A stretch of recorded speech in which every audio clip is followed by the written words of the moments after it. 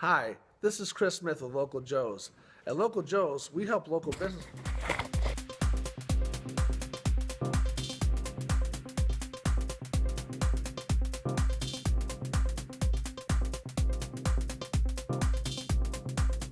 Hi, this is Chris Smith with Local Joe's.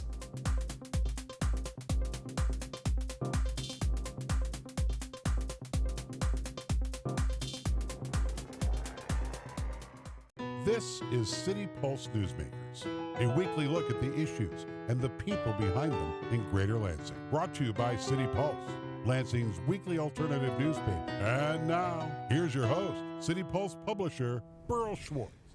Good morning. Black Lives Matter, Blue Lives Matter, but right now it seems that relations between the African American community and the police in our country have been beaten black and blue. Here today to talk about this are State Senator Rick Jones, a career law enforcement official from Eaton County, and the Reverend P.J. Anderson, who is a chaplain of the Space for Grace Fellowship Church in Lansing, and our own Todd Haywood from City Pulse. And I want to welcome all of you. And Reverend Anderson, you're a supporter of the Black Lives Matter movement. Some people say that that movement has inflamed passions to the point that it contributed to the terrible events in Dallas and Baton Rouge. What do you think about that? Well, first of all, Black Lives Matter is a non-violent movement.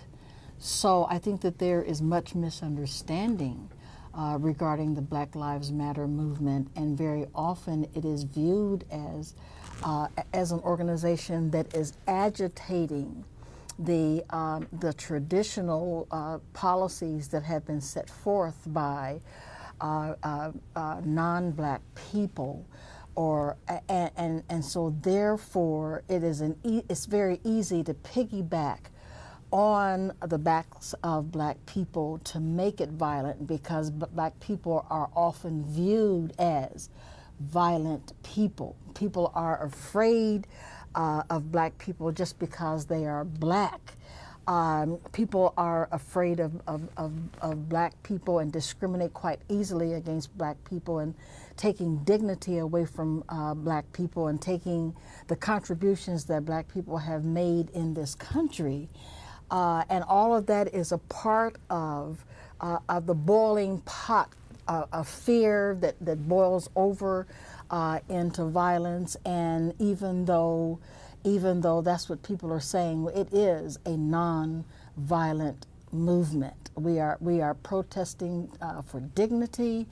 We are protesting and having conversation with the police department so that there can be some understanding as to the embarrassment, the fear of driving while black, praying while black, worshiping while black, because violence seems to be connected with the police department in particular, all the way back to Rodney King.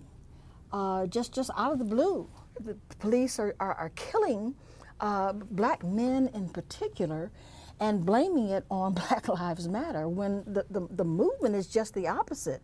We are attempting to end the violence between the police department and black people. We are trying to help people to understand how undignified it is for someone to be laying in the street, first of all, to be gunned down in the street, and then to lay in the street for 5 hours, and there's no prosecution across the board. So if there's any violence to be connected with the Black Lives Movement, it has to be upon those who are committing the violence. Senator Jones, we hear from people who say that the police have a target on their back now. Do you feel that things have shifted in some way in this country? The police do indeed have a target on their backs? I think absolutely. And it's not necessarily the Black Lives Matter movement, it's many movements and many speakers out there that with their rhetoric, they just foment violence. You hear chants on TV, fry them like bacon, kill the police. And yes, if you have somebody with a mentally ill situation, they become violent, and sometimes police are shot down. We saw what happened in Dallas. We saw what happened in Baton Rouge. These are horrible, violent acts against police who were simply doing their job. Those are unprecedented, I think, unprecedented acts in this country against police.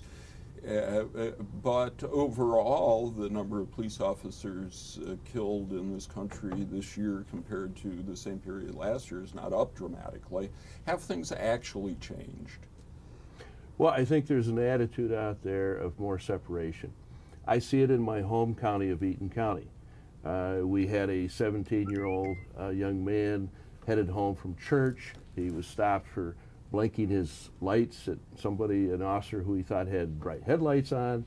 It degenerated, and he ended up getting shot 7 times. Now, this was a Caucasian 17-year-old. We also had, and it was brought up by the City Pulse, where a 26-year-old man was stopped by an officer for having a tail light out and was brutally, violently arrested. So you can have situations that get people very, very upset, and I'm witnessing that in my home county right now. Well, I mean, in fairness, sort of pushing on the Devin Guilford killing, the officer involved in that was cleared of any wrongdoing. Oh, absolutely. And there's a lawsuit in federal court, and we'll see how that comes out. And I'm not accusing the officer of wrongdoing. I would say, in my opinion, as an officer with 31 years experience, you're supposed to de-escalate things. You're supposed to be the adult in the room. And probably 10,000 times I stopped people without a driver's license, and I very calmly said, please give me your name and your date of birth. I'll run you through the computer, and then I'll release you once I find out you have a justifiable, a license, certified license. And that wasn't done from what I have seen in the videos. The Brenizer case was much worse, as was brought out in the City Pulse. It was shocking. And that officer was allowed to resign. No charges were brought against the officer, which in my opinion, was wrong. And the officer wasn't fired. So to me, that was quite shocking. And Senator, we have President Obama making a speech in Dallas that tried very hard, and I think largely succeeded in pointing out that the police are burdened. The police probably better than most, because they're in black communities, know how bad life can be in a black community. But we have on the other side, you're a Republican, we have your candidate for president, your party's candidate for president, declaring himself the law and order candidate. We have speaker after speaker at the convention this last week, seeming to inflame these passions.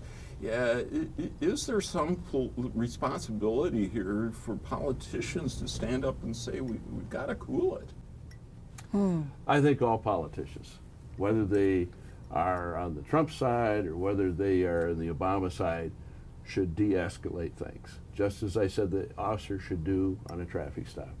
And to go out there and to foment violence with things that you say are simply wrong. So to clarify, are you troubled by, and I'm sorry to veer this off a little bit, troubled by the delegates at the convention calling for the execution of Hillary Clinton? Well, obviously that's ridiculous. Just like we've seen in several cases in the media where people were calling for the death of Trump. I mean, that sort of thing is not needed in this country. Hate is wrong, no matter what kind of hate. Chaplain, yes, sir. Let's bring it down to our community, to the Lansing area. Sure. How do you feel racial relations are here between the police and minorities, particularly the African American community? Well, as a member of the Greater Lansing Clergy Forum under the leadership of Dr. Melvin T. Jones, we are actively working with Lansing Black Lives Matter.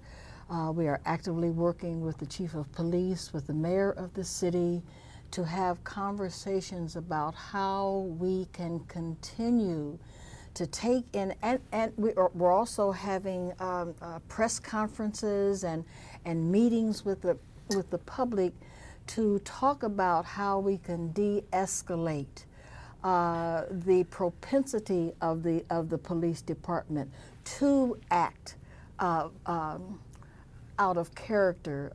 We're talking about how can we connect the police officers with the black community so that there can be an understanding between the community and the police officers.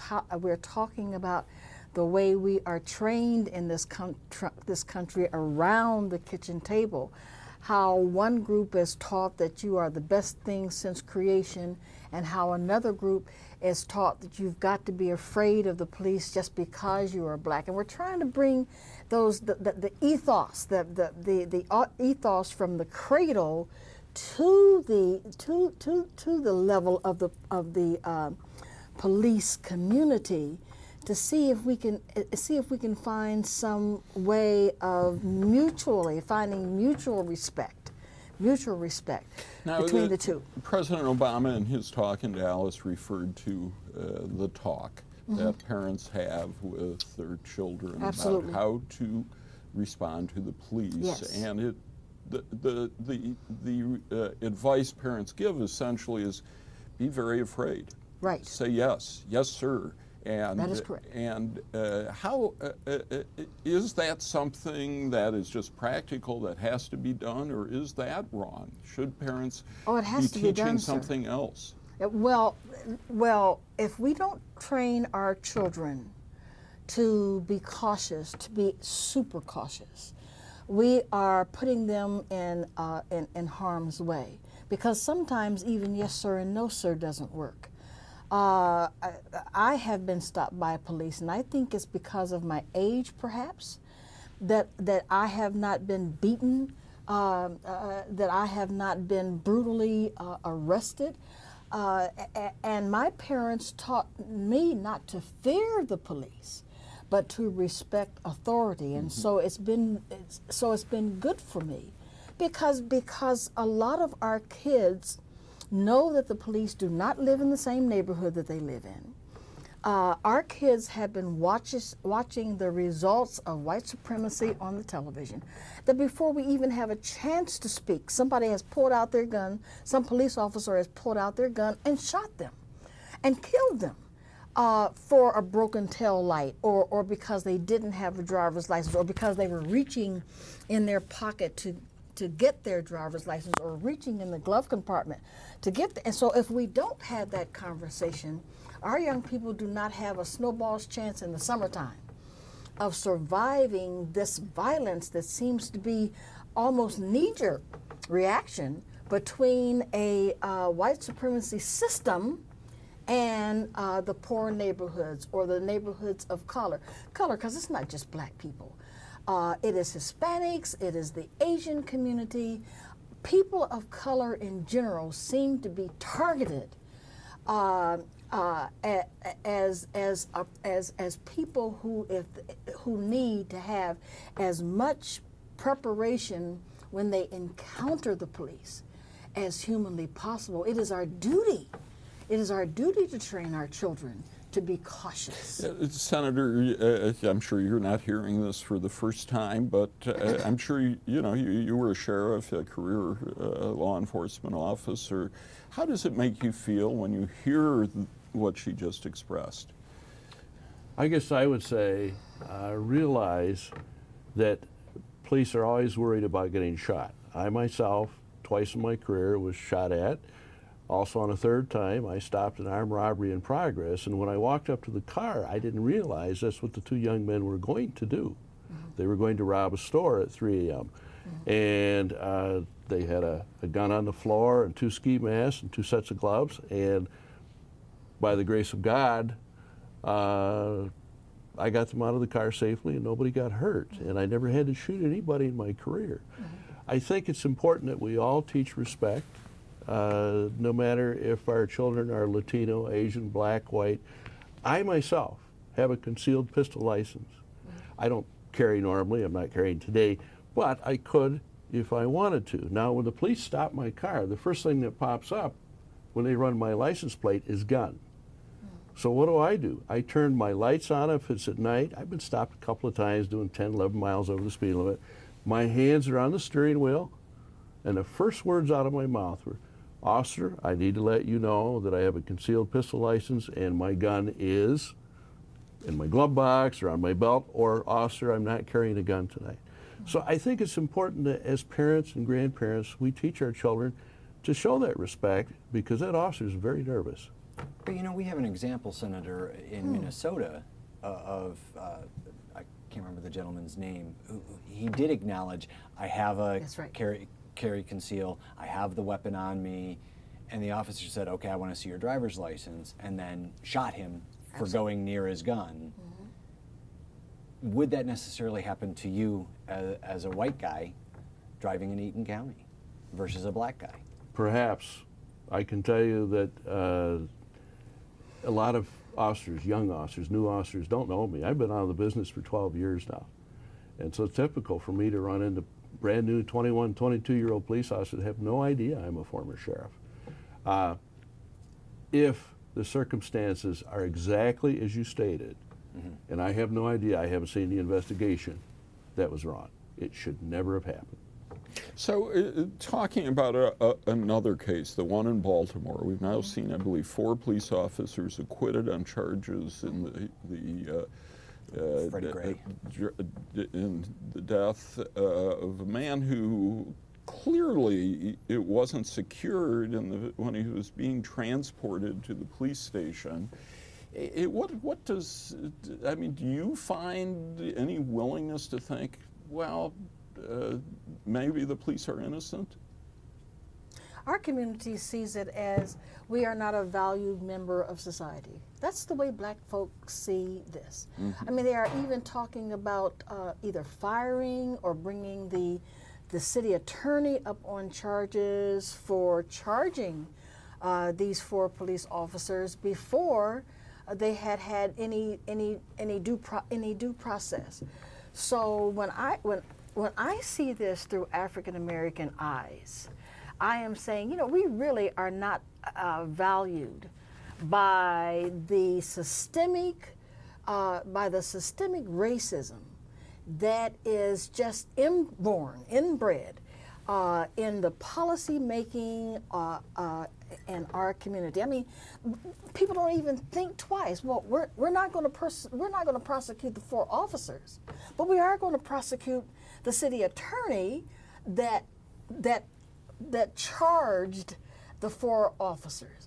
Now, what kind of backdoor ignorance is that? I mean, that is just sheer an unwillingness to look for the system to look in the virtual mirror and saying, what's wrong with me? Why am I so easy on the people that are committing the crimes and so hard on the people who are the victims of these crimes? And the system refuses to do that. The system skirts the issue. Well, okay, I'm white. No offense to you, Senator. Yeah, no offense taken. And yeah, these kids are 25 years old, so I don't know if one of them are going to walk up to my car when they run my name and see gun come up. I don't know if they're going to come up with their guns drawn to me, but in all probability, because you are white, they're not going to do that. But if I am stopped and I have the right to a concealed weapon and my name comes up with a gun, you can bet your last breath they're going to come up to my vehicle with their guns ready. Senator, we've seen many things improve in race relations in the United States in our lifetime. I know in my field, in journalism, newsrooms that were virtually segregated or integrated, people that we would only write about if they committed crimes now get written about for positive reasons. Are the police lagging behind in embracing full equality for a segment of our population? Or is the system rigged against minorities? I'd like to address that and address something you said. You said that racism is inborn. I don't believe that. I believe racism is taught by I accept parents. the correction. That's correct. Taught by parents that aren't training their children correctly, or grandparents. As far as do I believe police are lacking, I think the police have to have proper training. And they certainly have to have proper training with dealing with people of color, dealing with soldiers with PTSD, dealing with people with autism, dealing with people with mental illness. Police need to be properly trained.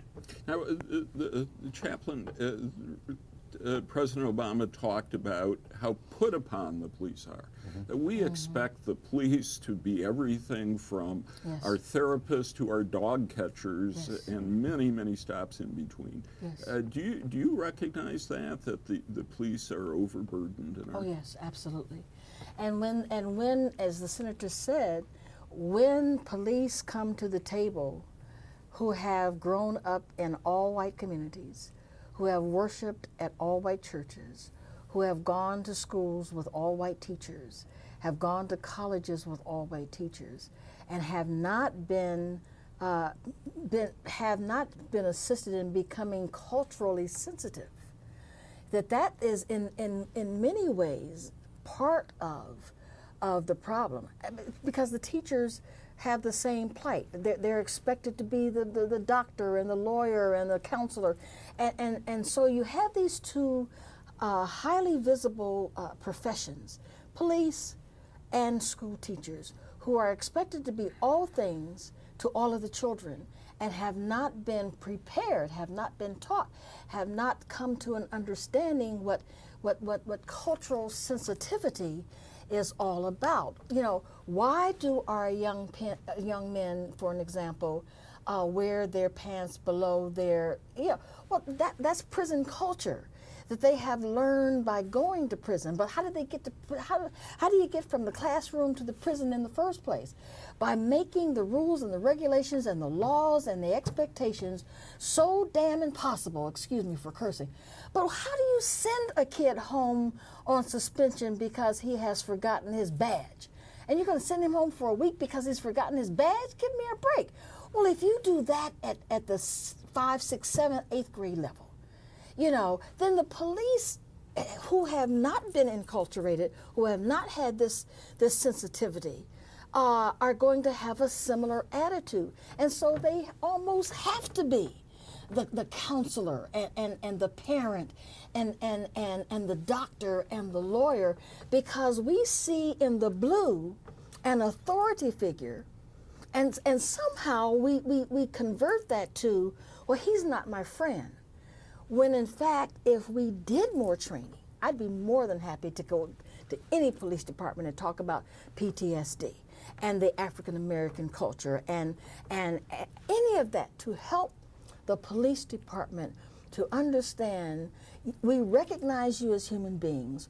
We want to be recognized as human beings. We recognize you as a dignified member of society. We want to be recognized as a dignified member of society. And the only way to do this, sir, is awareness. Awareness and more awareness. Conversation. Todd? So I think, and this is for both of you, and I'm going to start with you, Senator. It's currently against state law to require a law enforcement officer or anybody employed by a city or municipality to live in that municipality. Is it time to change that? I don't think that would ever pass. The police unions fought that battle and they won years ago. When I started, back when I was 21, yes, you had to live in the community, but the police unions fought that. I would like to address, you said that if you grow up in a Caucasian school, that you won't have any sensitivity. Again, I have to disagree a bit. I think it's taught how you're taught by your parents. My school in Battle Creek Lakeview, had 2 African American students. We elected one of them the class president. We had respect. We were taught that by our parents. I trained the first African American officer in Eaton County history. Great deal of respect for that man, and everybody did. Yes, sir. And now I have a bill in Do you realize that in the state of Michigan, we have a Civil Rights Commission? It has a Hispanic Latino section, has an Asian Pacific Islander section, has a Middle Easterner section, but there's no African American section in Michigan Civil Rights Commission. I have put the bill in to create one for African Americans. No other senator did that. What I'm really talking about en masse, I'm not talking about you as an individual or me as an individual. When I talk about enculturation, when I talk about cultural sensitivity, how many of our local schools require a course in African American history? Require it. But think about that. I would like to see that, because I just saw the Free State of Jones movie, and I highly recommend it. Okay. And in that, you will see it was the party of Lincoln, Right. the Republican Party, Right. that fought for the rights of the African Americans. Right. And I would like to see every high school view that film. All right, That would I be need, awesome. I need to jump in. You didn't actually answer the question, Senator. Yes or no, is it time to change the law to make it so that we can, as municipalities, require the officers who are serving our communities live in those communities and in those neighborhoods? I don't believe that's possible to do. I think the I don't courts. care if it's possible. I Yes or think no? the courts would rule against it. Okay. And because teachers and police officers are not required under law to live in their community, and in many times they can't afford to live in that community. What do you mean by afford? You mean because it's a poor community, or? No, if you're a teacher or you're a police officer in Bloomfield Hills, you can't afford the house. Yeah, good point. So would you be in support of Absolutely. requiring them? Why? Absolutely. What does that mean? Because it says to me, I am so interested in the community that I police, that I want to live in the community. I want to get to know the people that I police. I want the people that I police to get to know me, what I think, how I feel, how I've been reared. It would create, I believe, less violence if we were in community with one another. And short of that, I think that there should be 3 or 4 times a year that police officers ought to go to these schools and develop a relationship with the students, develop a relationship with the administration in these schools. It's a two-way street. And some of it does I agree with that. come down. I do agree. We should be, police officers should be in the schools, they should be in the communities. Absolutely. Community policing. And that comes down, of course, to budgetary priorities. And we do have some community policing in Lansing, but a lot of neighborhoods do not see a policeman unless something's wrong. Unless something is wrong. Well, I want to thank all 3 of you for being here with me today. Senator time Rick can't be Jones up. and Chaplain Anderson. Yes, a sir. pleasure to Pleasure's meet you. And Todd Haywood from City Pulse. We'll be back next week. I do want to mention, though, that we are accepting nominations now for the first annual City Pulse Inclusion Awards to honor people who've done things for the LGBT community. You can find out more about that in City Pulse, but I'm very pleased that Chaplain Anderson has agreed to be on the first selection committee. Thank you. Thank you for the invitation. All right, and we'll see you next week. Thanks for tuning in.